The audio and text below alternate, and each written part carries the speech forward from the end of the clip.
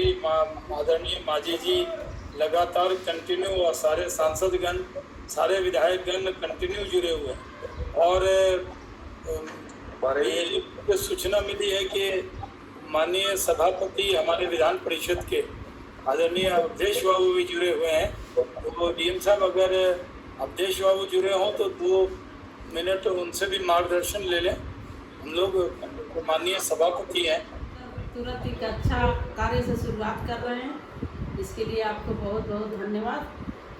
आज इस बैठक में हम उपस्थित हमारे गार्जियन माननीय मुख्यमंत्री जीतन राम मांझी जी, पूर्व मुख्यमंत्री महोदय, और इस बैठक का संचालन कर रहे हमारे आदरणीय डीएम साहब, इस बैठक में उपस्थित एसएसपी साहब, माननीय सभी सांसदगण, माननीय एमएलसीगण, माननीय विधायकगण, सभी जिला के पदाधिकारीगण, सभी स्वास्थ्य विभाग के पदाधिकारीगण, प्रिंट मीडिया, जिला परिषद गया, महापौर गया, अध्यक्ष नगर परिषद, सभी प्रखंड के प्रमुख गण, सभी को मेरा हार्दिक नमस्कार। ये काफ़ी महत्वपूर्ण बैठक हो रही है, क्योंकि अपने ज़िले ही नहीं पूरे विश्व के लोग इस महामारी से जूझ रहे हैं और सभी लोग चिंतित हैं। मेरे ज़िले में भी, अपने ज़िले में भी इसके ऊपर जो भी अभी तक हो रहा है काफ़ी मतलब सार्थक रहा है और काम हुआ है।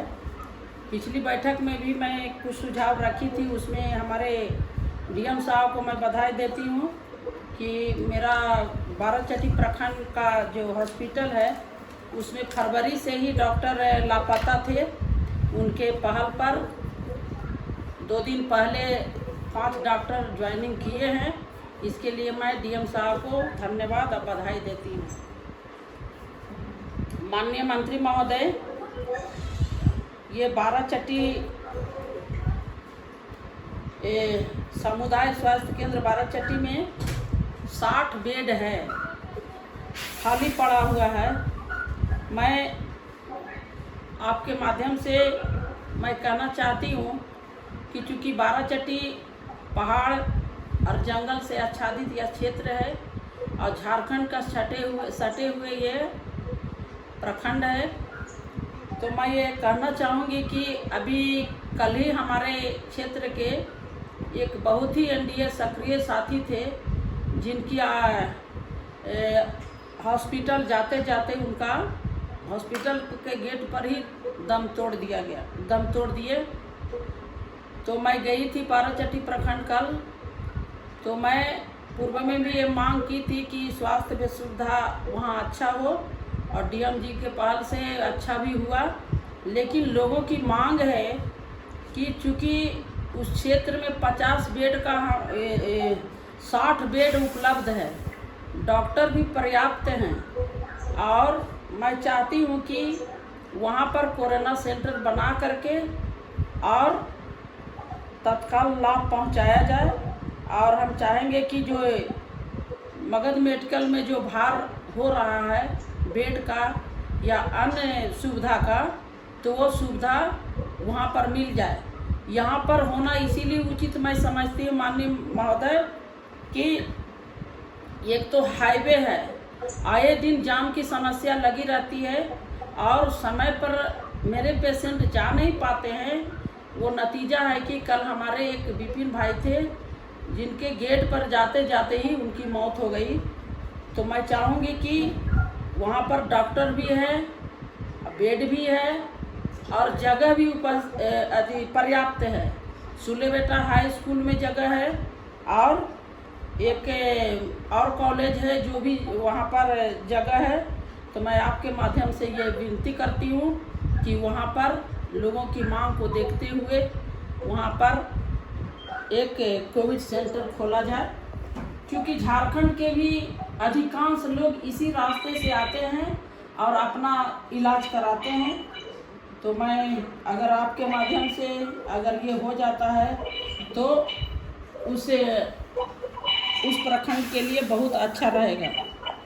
दूसरा माननीय महोदय, मैं कहूँगी यदि लॉकडाउन की अवधि का विस्तार होता गया, स्थिति नियंत्रण नहीं हुई, तो शहरी और ग्रामीण क्षेत्रों के गरीब मजदूर की हालत ज़्यादा गंभीर हो सकती है। कुछ स्थानों पर निःशुल्क भोजन की व्यवस्था हुई है। ये काफ़ी सराहनीय कदम है, लेकिन ये छोटा समाधान है। मैं इसलिए आपके माध्यम से ये कहना चाहूँगी कि मनरेगा के द्वारा रोजगार बढ़ाया जाए और कंस्ट्रक्शन का जो काम चल रहा है तो उसमें तो छूट है, कंस्ट्रक्शन का काम होगा, लेकिन सामान मुहैया नहीं होने के कारण, जैसे बालू है, छर्री है इत्यादि, जो भी कंस्ट्रक्शन का जो साधन है वो नहीं मुहैया हो रहा है। इसके चलते इन कार्यों में छोटे छोटे बेरोजगार मजदूर ही भाग लेते हैं और काम करते हैं। इसके चलते भी रोजगार प्रभावित हो रहा है। तो मैं चाहूँगी कि ये सारे चीज़ को लागू किया जाए तो बहुत हद तक भूख पर काबू पा सकते हैं। तीसरा है, हमारी सरकार ने मई माह में मुफ्त राशन देने की बात कही है, किंतु पिछले वर्ष और आज तक वैसे हजारों परिवार हैं जिनके पास राशन कार्ड नहीं है और उनके घरों का राशन पहुंचने की कोई वैकल्पिक व्यवस्था भी नहीं है। तो मैं माननीय मंत्री महोदय से यह कहना चाहूँगी कि ऐसे परिवारों के लिए एक रणनीति बनाई जाए और इसका सर्वे किया जाए कि ऐसे परिवार कितने हैं और उनको कैसे मतलब लाभ पहुंचाया जाए। क्योंकि मेरे पास बहुत सारा रिकॉर्ड है जो ऑनलाइन आवेदन किए हैं और उनको अभी तक राशन कूपन नहीं मिला है। अब बराबर इधर मेरे पास आते रहते हैं और तो काफ़ी परेशानी हो रही है। मैं माननीय मंत्री महोदय, मैं चाहूँगी कि आप फर्स्ट बार प्रभारी बनकर आए हैं तो एक बहुत ही सुनहरा अवसर है कि अच्छा काम से शुरुआत करें। भूख ही है बीमारी का जड़, अगर भूख पर काबू पा लेंगे तो हर बीमारी को हरा सकते हैं। चौथा है छोटे छोटे रोजगारी, जैसे सब्जी बेचने वाले, छोटे छोटे रोजगारी में सब्जी बेचने वाले, ठेले वाले, जिनका यही एकमात्र जीविका का साधन है, उनके साथ पुलिस बेरहमी से पेश आती है। जैसा लोग शिकायत करते हैं, मारती है, कच्चा माल नष्ट कर देती है। इस पर विचार हो, क्योंकि ऐसा करने से अमानवीय व्यवहार करने का संदेश जाता है और अपनी सरकार बदनाम होती है। इसमें थोड़ा सा कोई अच्छी रणनीति बनाने की आवश्यकता है। दूसरा मैं कहूँ, पांचवा है प्रखंड स्तर पर बहाल सामुदायिक स्वास्थ्य केंद्रों के ढांचे को मजबूत और दिन रात सक्रिय रखना होगा। जैसे बाराचट्टी में 6 डॉक्टर में से 5 डॉक्टर फरवरी से गायब थे। तो ऐसे पदाधिकारी अगर हैं तो इसको मॉनिटरिंग करने की ज़रूरत है, क्योंकि अभी डॉक्टर ही एक भगवान है लोगों के लिए, और वही अगर गायब रहेंगे तो बहुत मृत्यु दर बढ़ सकता है। मैं आपके माध्यम से ये चाहूँगी कि इसमें भी कमी हो तो ज़्यादा अच्छा होगा। और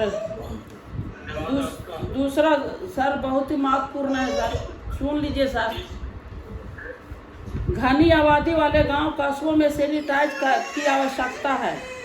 हमारे पड़रिया पंचायत बोधगया का मेरा 10 पंचायत मेरे विधानसभा अंतर्गत आता है। 4 दिन के अंदर में 6 मौत में हो गई।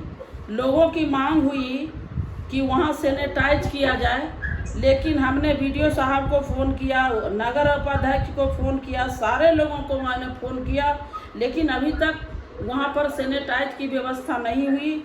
तो माननीय महोदय, मैं आपसे यह कहना चाहूँगी कि मैं एक जनप्रतिनिधि हूँ, मेरे बात पर अगर नहीं एक्शन होती है तो हमारे ऊपर भी जनता के भरोसा उठ जाएगा।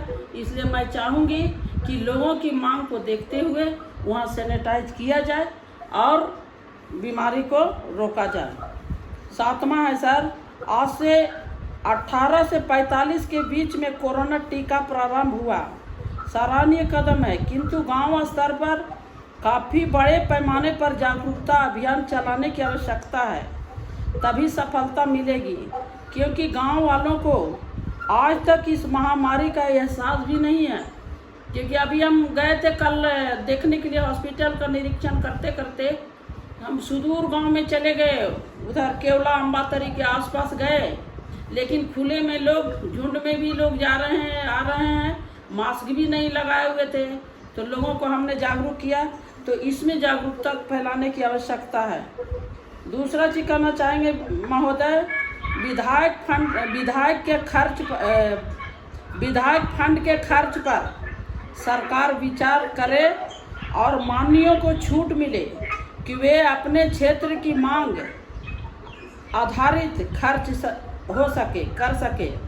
मैं अपने क्षेत्र में तीनों प्रखंड में एक एक एम्बुलेंस देना चाहती हूँ और सैनिटाइज मास्क, जो हम अपने लोगों की जो इच्छा है, तो मैं इस आधार पर आपसे मैं कहूँगी कि ये छूट मिले, ताकि हम अपने क्षेत्र में, क्योंकि ये बीमारी के समय कोई अपना नहीं दे पाता है अपना गाड़ी, ये छुआछूत है, नहीं देंगे कोरोना में। तो अगर उनके पास मेरा अपनी गाड़ी होती है तो अपना लोग स्वतंत्र आ सकते हैं और जा सकते हैं। इस पर भी माननीय मंत्री महोदय को विचार करने की आवश्यकता है।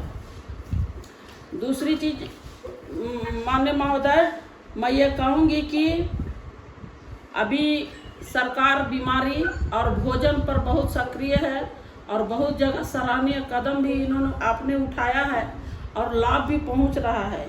लेकिन मुझे दुख तब होता है कि हमारे मोहनपुर प्रखंड के एमओ हैं जो काफ़ी लापरवाह हैं, और हमने लिख करके माननीय मंत्री महोदय को भी दिया उनके लापरवाही का प्रूफ के साथ, और डीएम साहब को भी मैं दी, लेकिन न उस पदाधिकारी पर न कोई कार्रवाई हुई, न कोई सुधार हुआ।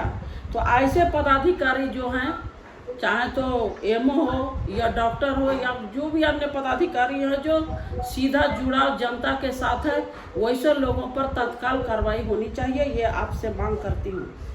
अंत में मैं यही, आप ज़्यादा कुछ नहीं कहूँगी, एक चीज़ कहूँगी। अंत में मैं माननीय मंत्री जी को पुनः बधाई देते हुए कहना चाहती हूँ कि हम गयावासी भाग्यशाली हैं जो आप ऐसे प्रभारी मंत्री बनकर आए हैं।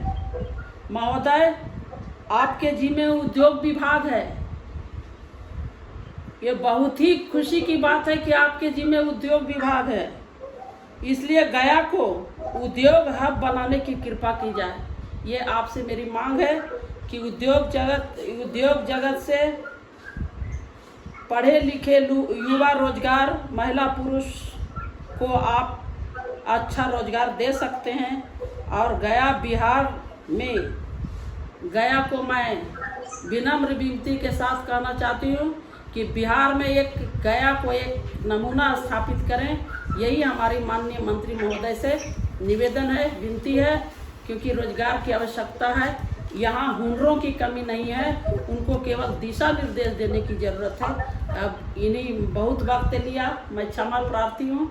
मैं अंत में सारे पदाधिकारी गण को धन्यवाद देती हूँ, खास करके डीएम साहब, एसपी साहब, सुपरिटेंडेंट साहब, डीडीसी साहब। आपने ये संकट की घड़ी में सदैव खड़े रहा है। हमने जब भी आपको कॉल किया है आपने एक्शन लिया है, इसलिए आपके स्वस्थ रहने की कामना करती हूँ और धन्यवाद देती हूँ। बहुत बहुत धन्यवाद। सबको नमस्ते।